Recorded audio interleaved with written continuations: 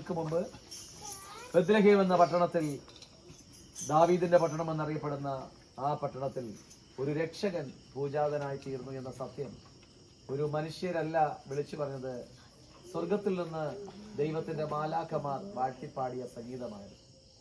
അതെ, ഇന്നും ലോകത്തിൽ നമ്മുടെ ചുറ്റുപാടുകളിൽ, ഒരുപക്ഷെ നമ്മുടെ ഭവനങ്ങളിൽ നോക്കുമ്പോൾ സമാധാനം കെട്ടടങ്ങപ്പെട്ട്, മക്കളെ കൊണ്ട് സമാധാനമില്ലാതെ, മാതാപിതാക്കളെ കൊണ്ട് സമാധാനമില്ലാതെ, കുടുംബജീവിതത്തിൽ ഭാര്യമാരെ കൊണ്ട് സമാധാനമില്ലാത്ത ഒരവസ്ഥയിലൂടെ കടന്നു പോകുമ്പോൾ യേശു കർത്താവ് ഈ ക്രിസ്മസ് സീസണിൽ നമ്മോട് പറയുന്ന ഒരു സന്ദേശം എന്ന് പറയുന്നത് ക്രിസ്തുവിലൂടെയുള്ള ദിവ്യമായ സമാധാനം നമുക്ക് തരുന്നു എന്നുള്ളതാണ്.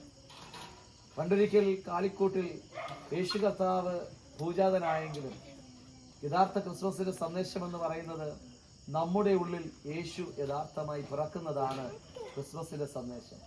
ഇന്ന് നാം ഈ കാണുന്ന ദീപാലങ്കാരങ്ങൾ, നക്ഷത്ര ശോഭകളുമൊക്കെ കാണുമ്പോൾ നമ്മുടെ കണ്ണിന് കുളിർമയേകും, മനസ്സിനൊരു സന്തോഷം വരും.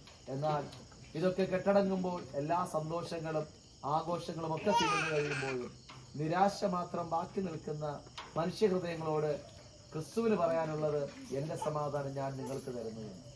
ആ സമാധാനം നമുക്ക് ലഭ്യമാകണമെങ്കിൽ ക്രിസ്തുവിനെ നമ്മുടെ ഉള്ളിലേക്ക് സ്വീകരിക്കണം.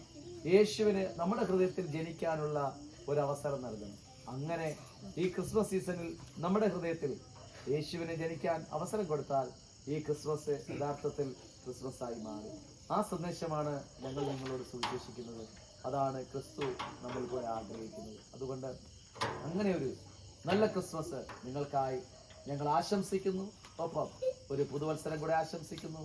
കർത്താവ് നിങ്ങളെ അനുഗ്രഹിക്കട്ടെ.